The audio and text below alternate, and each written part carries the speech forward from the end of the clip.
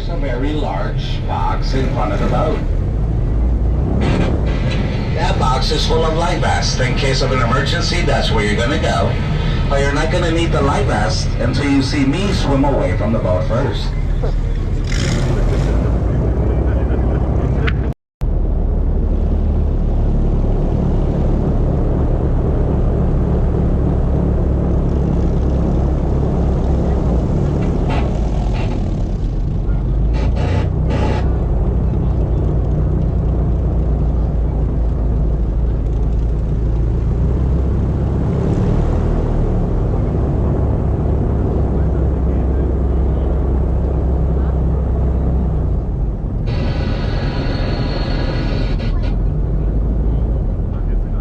Left side of the boat, right there, you can see an alligator.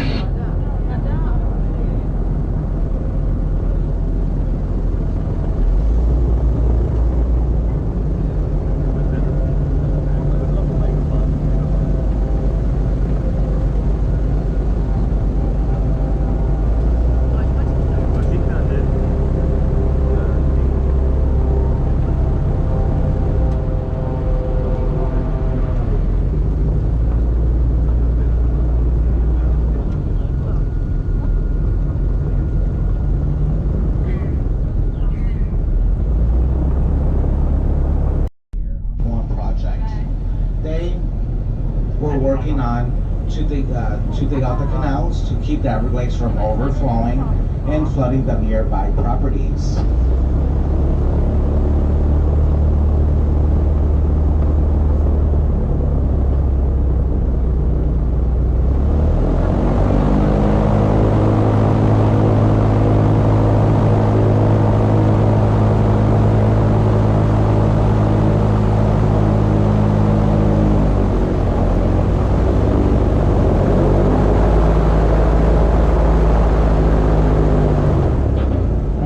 I did spot an alligator. Now if it's still there, it's gonna be right here amongst the plants. I don't know if you can see it on the right side.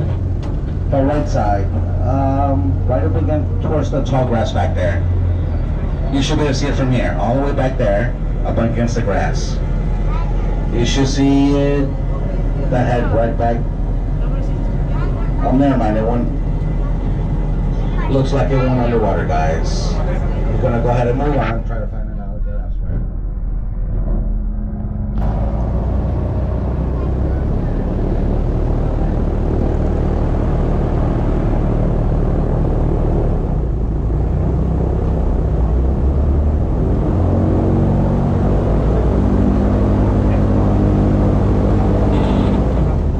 Left side does come back up as towards the grass somewhere back here.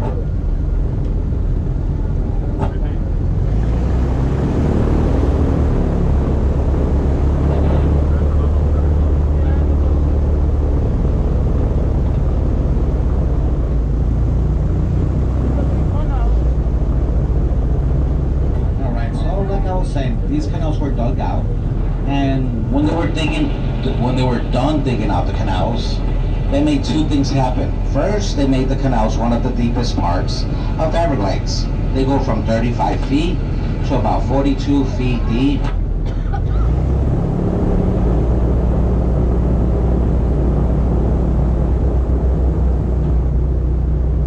The second thing they did was make the Everglades accessible to anybody come out here, go sightseeing, go fishing, even take an airboat ride.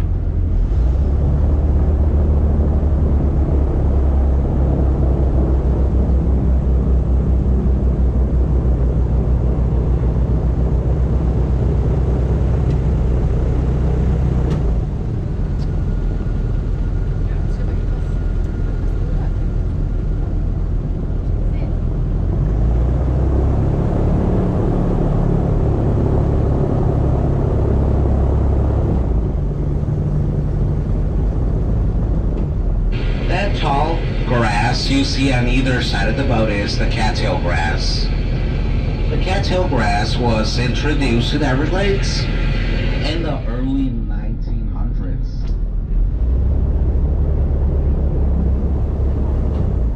The tall grass is very important to the Everglades because it is the filtration system of the Everglades. It will filter out any natural. They're related to the water lily. That's why they look so similar. But there's 3 ways to tell them apart.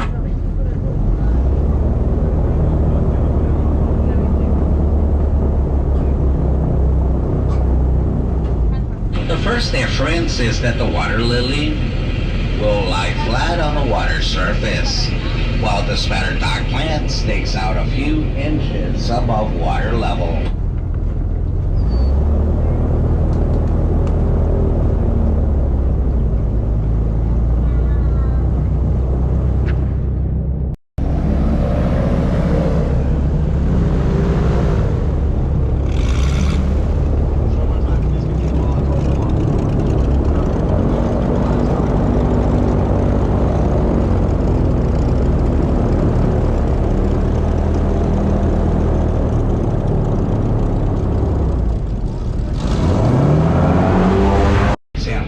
The dominant alligator of this location, which is at 11 feet and about 400 pounds.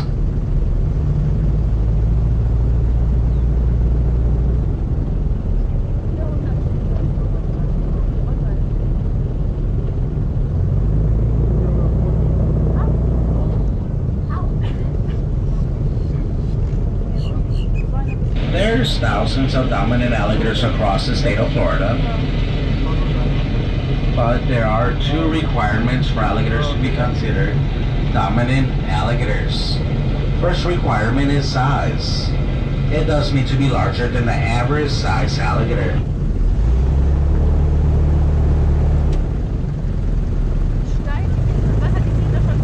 Second requirement is territory. Only dominant alligators have their own territory, which runs somewhere between 5 to 6 miles.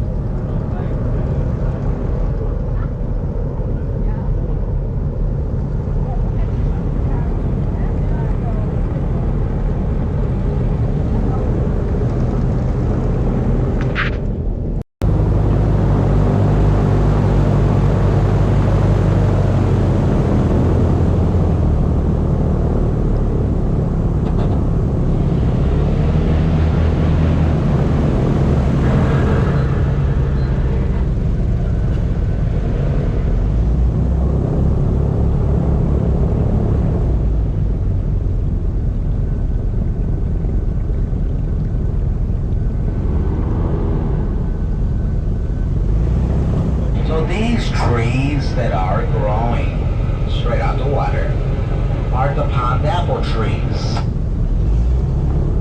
For about 6 months of the year, they produce a fruit that looks like a green apple.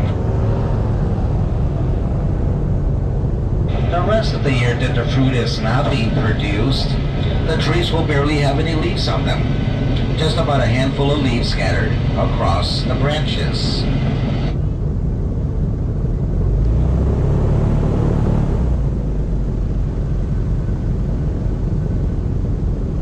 The fruits themselves are known as swamp apples and are not edible to us at all because they do have a toxin in them called narcic, which if you eat the fruit it will cause seizure-like symptoms.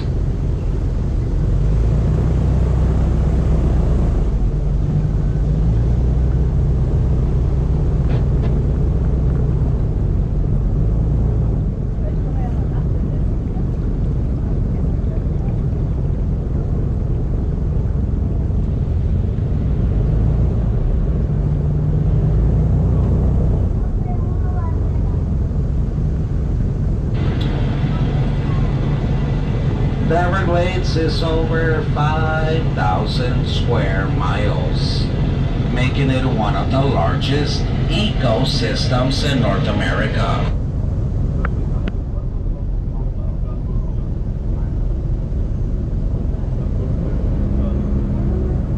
The Everglades is not a swamp. The Everglades is the shallowest and slowest flowing river in North America.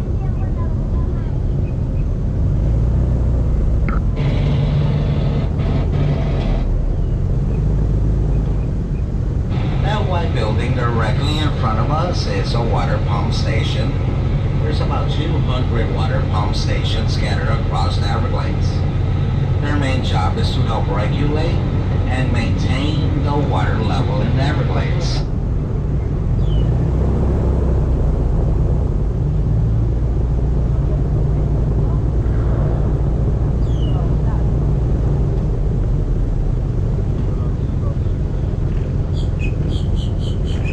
Ladies and gentlemen, as airboat captains, we make our living off the tips given to us by our passengers. Even though it's not necessary, anything will be appreciated.